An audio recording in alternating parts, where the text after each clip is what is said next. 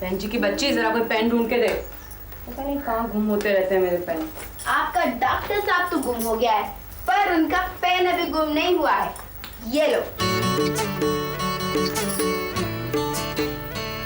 Doctor साहब के बारे में सोचता ही रहने से काम नहीं चल सके बहन जी।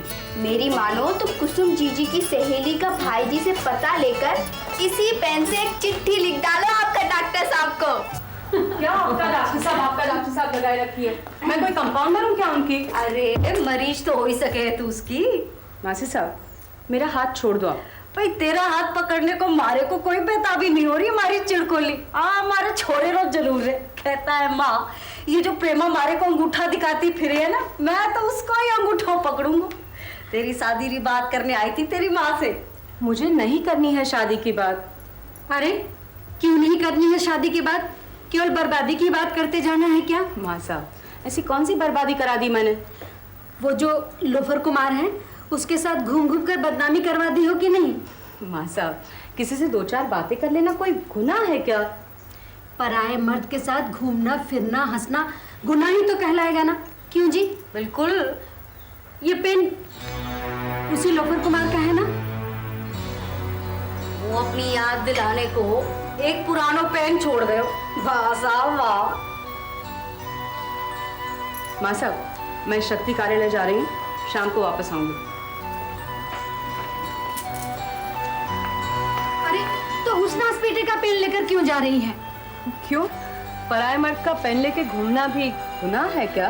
और वो भी बेलज्जत? सुन मेरी लाडू, जवानी में हसीन गुनाह करने रहा तो धर्म है, बाकी तेरी जैसी अकलमंद छोरी वो गुनाह क्यों करे जिसमें एक पुराना पेन ही हाथ लागे। ये हसीन गुनाह कहाँ हुए हैं? अरे तेरे को समझने की जल्दी हो रही है ना छोरी, तो अपना ब्याह कराने वास्ते राजी हो जा झटपट। ब्याह का बात हसीन गुनाह हुए हैं का बहन जी? चल अंगूरी, न ये बकवास सुनने की जरूरत है न खुद करने की। जा छोरी जा, वह प्रेमा रे दफ्तर में तुझे शादी से पहले ही हसीन गुनाह करना सिखा देंगे। घर घर इन लोगों के बारे में चिट्ठियां पहुंच रही हैं, तूने नहीं पढ़ी? पहुंच नहीं रही है, आप पहुंचा रही हो। आप लोग हमें बेकार में बदनाम कर रहे हो। हम भी इसका जवाब दे सकते हैं मौसी साहब। अरे मैं क्यों बटवाऊंगी चिट्ठियां तेरे खिलाफ? तू तो मेरे छोरे की लाडली है, लाडली।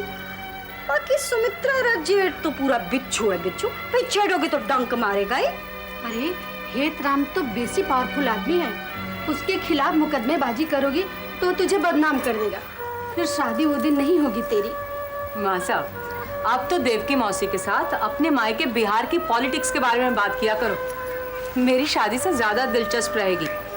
और मासी साहब, एक शादी तो आपने सुमित्रा की करवाई थी, वो अभी तक अपने भाग पर रो रही है। चल अंगूरी।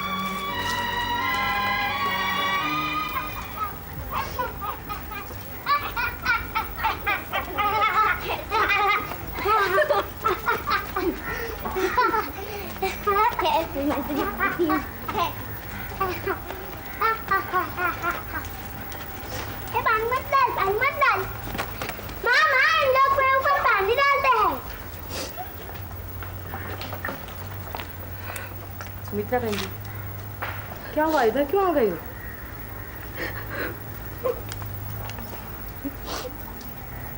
रो रही हो? मैं तुम पर बोझ बन गई हूं ना प्रेमा। अनपढ़ गंवार हूं, इस मारे कहीं जाना भी चाहूं तो किधर जाऊं? यहाँ किसी ने कहा आपसे चले जाने को? तो फिर? और मैंने सुनी कि मेरे यहाँ आ जाने की वजह से मेरा जेठ और देवकी भौजी आप लोगों को बदनाम करने में जुट गए हैं। चंदा देने वाले कई सेठ लोग ने अपना हाथ खींच लिया है। बड़ी तंगी हो रही है ना पैसे की। अच्छा, तो वकील साहिबा से मेरी बात सुन ली आपने? अगर कुछ लोगों ने चंदा देना बंद कर भी दिया तो इसका मतलब ये थोड़ी कि हम आपको बोझ मानने लगेंगे। हम तो चंदा लेना ही उनसे चाहते हैं जो आप जैसी औरतों की मदद करना चाहते हैं। और इस मदद का इस्तेमाल हम इस तरह करते हैं कि आप जैसी औरतें अपने पाँव पर खड़ी हो सकें, हम पर या किसी पर बोझ न बने। सो तो ठीक है, पर अभी तो मैं और मेरे बच्चे तुम पर बोझ ही बने हुए हैं। ये आप क्या कह रही हैं? आपके बच्चे हमारी सब्जी के बगीचे में काम करते हैं और आप खुद शफा खाना में डॉक्टरनी फुआ साहब का हाथ बटा दी। वो कह रही थी कि कंपाउंडर के काम में परफेक्ट हो गई है और अब दाई का काम भी सिखा देंगी। हाँ, पर मेरे मुकदमे के वास्ते पैसा किधर से आएगा? उसके लिए आप बिल्कुल चिंता मत करो बहन जी। मैं दिल्ली जा रही हूँ, वहाँ की कोई ना कोई मशहूर वकील आपका केस मुफ्त में लड़ने को राजी हो ही जाएंगी और जो ऊपर का खर्चा होगा वो अपन आपस में ही चंदा कर लेंगे। तब तो आप मुझसे ये 100 रुपया अभी ले लो प्रेमा बहन जी, ये लो। और मेरे ये 40 रुपए। अरे वाह डॉक्टर साहब, आप तो मेरे से 160 गुना वजनी निकले। हाँ। अरे तुझे डॉक्टरनी फुआ इतनी मोटी नजर आती है क्या? नहीं प्रेमा बहन जी। अरे प्रेमा, तेरी तो अकल मोटी है भाई। उसकी चवन्नी से मेरे 40 रुपए 160 गुना हुए कि नहीं? फुआ जी, मैं तो गणित में शुरू से ही गोल थी। अगर ठीक ठाक होती तो आपकी तरह डॉक्टरानी बनकर आपकी इच्छा पूरी कर देती। मुझे तो बस यही खुशी है कि कम से कम देवी प्रसाद ने डॉक्टरी करके मेरी इच्छा पूरी कर दी। जब तुम दोनों छोटे छोटे मेरे पास पढ़ने आया करते थे तो मैं सोचती थी तुम दोनों को डॉक्टर बनाऊंगी ताकि यहाँ मेरे काम में मेरी मदद कर सको। प्रेमा बहन जी डॉक्टरनी नहीं बनी तो क्या, आपके साथ इधर काम तो करती है ना। देवी बाबू तो दिल्ली में ही रम गया है। नहीं, वो वापस आएगा। अरे प्रेमा, तुझे वो दिल्ली में मिले तो उससे कहना कि अब जल्दी से जल्दी सुजानपुरा लौटने और शादी करने की बात सोचे।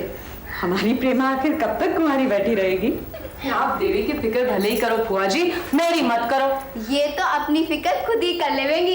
ऐसा बोल कि ये तो शादी करेंगी ही नहीं। अरे हाँ प्रेमा बहन जी, आप दिल्ली में अपना डॉक्टर डी कुमार से तो मिलोगे ना? मैं तो वकील साहिबा से मिलूंगी बस। पर गवाही के वास्ते तो डॉक्टर कुमार साहब से भी तो मिलना होगा ना? वकील बात कर लेंगी उनसे। बहन जी उनसे बात नहीं करेंगी, ये तो उनसे गुस्सा है।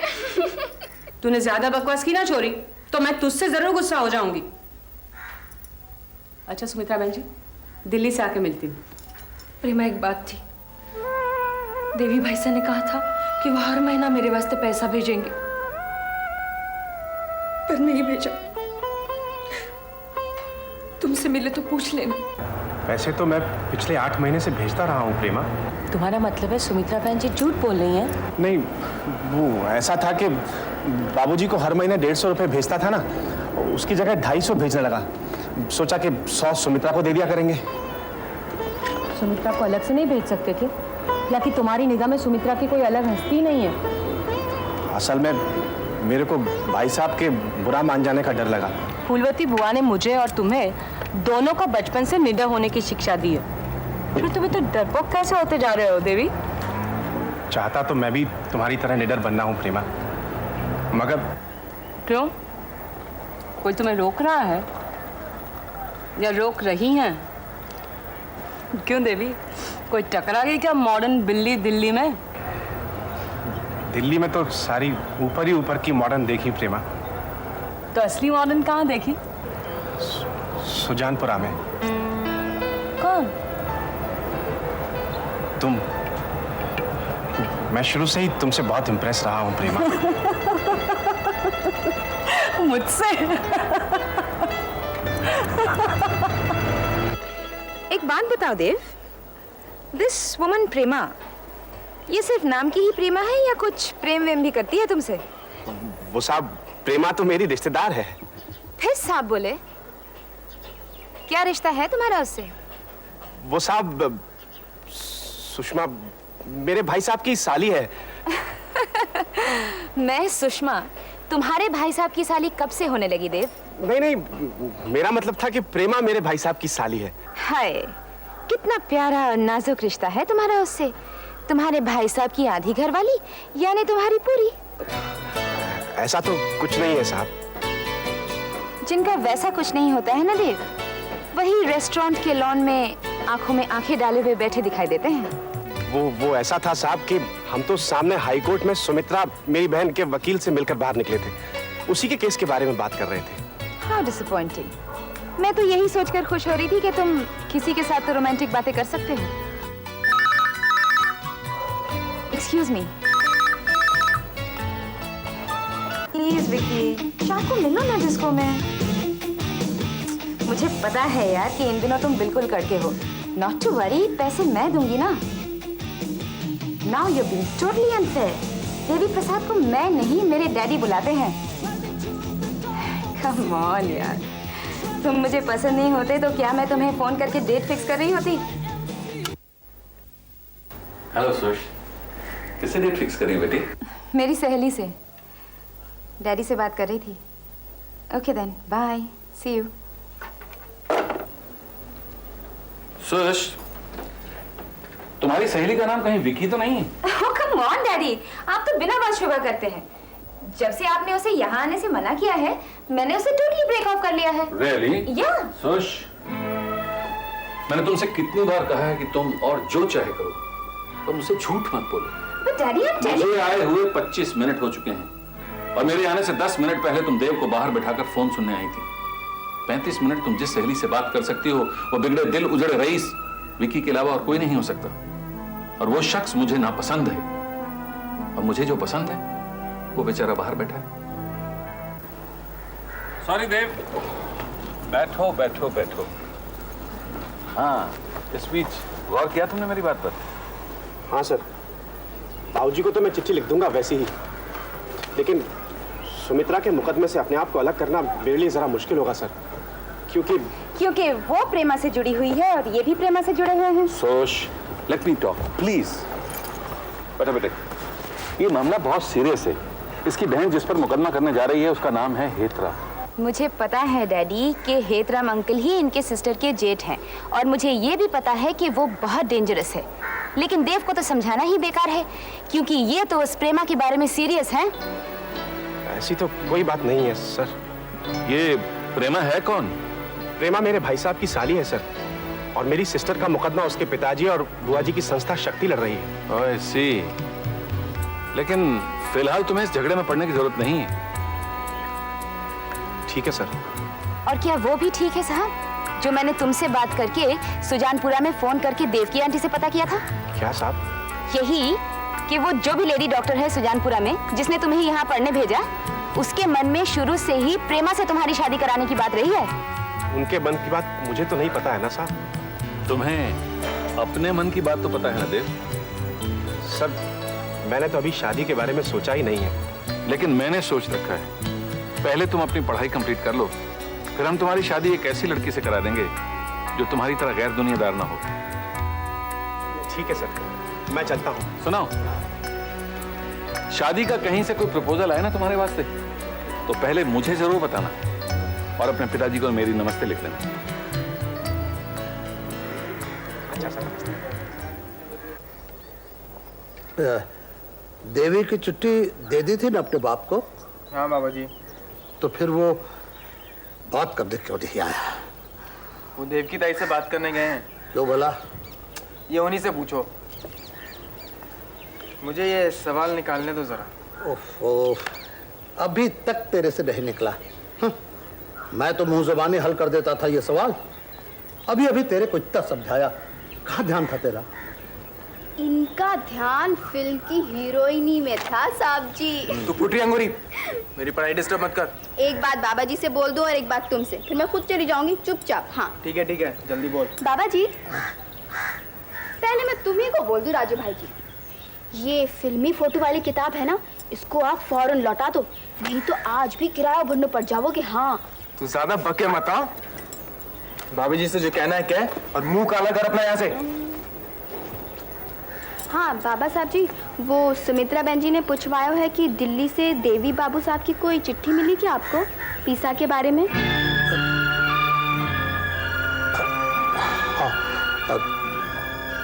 मिली तो है।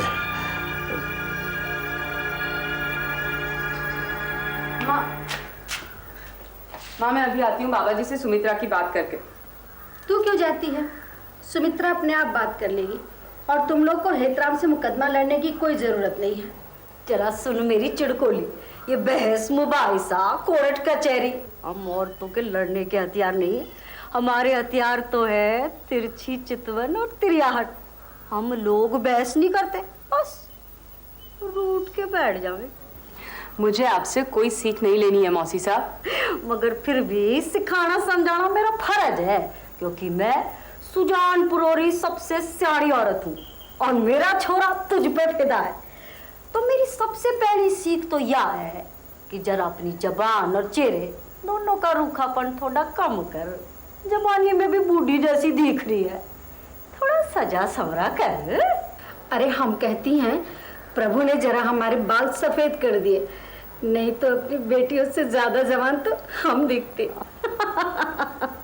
जो आपके बालों में सफेदी झलक नहीं होती ना, तो मेरी कसम आपकी बड़ी बेटी मनोरमा तो लगती है आपकी माँ, और छोटी बेटी प्रेमा लगती है आपकी बड़ी बहन। और अगर आपको कोई सुने ही सुने देव की मौसी, देखे नहीं तो 16 साल की समझे। 16 की समझे जाने में ही मजा है, तेरी तरह 60 की समझे जाने में क्या धरा है। तू जा तो रही है शिव प्रसाद जी के यहाँ पर, वहां भी तुझे कुछ नहीं मिलने का। मैं आऊंगी थोड़ी देर में तेरी मिजाज पुरसी करने रे वास्ते। भैरवी मुझे पैसा सुमित्रा को देने से रोकता आया है कि हेत राव से मुकदमेबाजी में लगा दोगे, और जब से देवी की चिट्ठी आई है कि मुकदमा नहीं समझौता होना चाहिए, तब से तो वो और शेर हो गया है। पापा जी, पैसा तो आपको भेजा गया था, आप बार बार जीजा जी की बात बीच में क्यों ला रहे हो? तो बात यह है बेटी कि मैं जरा पुराने ख्यालात का आदमी हूँ, और मुझको अच्छा नहीं लगता कि मेरी विधवा बेटी अपने ससुराल वालों से मुकदमाबाजी करे।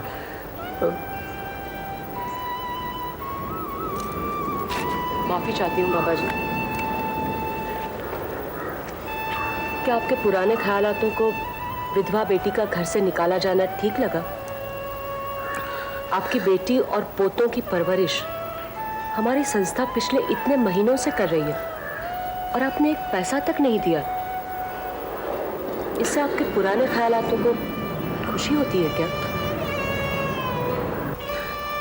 मेरे दिल पर क्या बीतती है तो मैं जानता हूँ। आपकी बेटी के मन पर क्या गुजरती है आप नहीं जानते, मैं जानती हूँ। रो रो कर मुझसे कह रही थी, ताऊजी ने मेरे लिए आया हुआ पैसा खुद रख लिया। राजू, राजू, राजू, हुक्म करिए बाबा जी। वो अपने बाप से कहा कि सुमित्रा वाला पैसा लेकर इधर आ जाए। सुमित्रा फुआ जी वाला पैसा तो लेकर बाबूजी 2 घंटा पहले चले भी गए।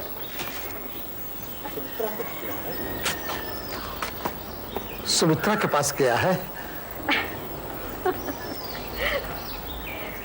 सुमित्रा के पास नहीं गए साहब, मेरे पास आए थे। एक बहुत पुराना कर्जो उतार गए। वो गया कहाँ? अरे मेरी गाड़ी उत्तमगढ़ जा रही थी, उसी में चले गए। 1-2 काम अपने करवा लिए, 1-2 हमारे। अरे 10-12 दिन में लौट आवेंगे। अच्छा बाबा जी, मैं जा रही हूँ।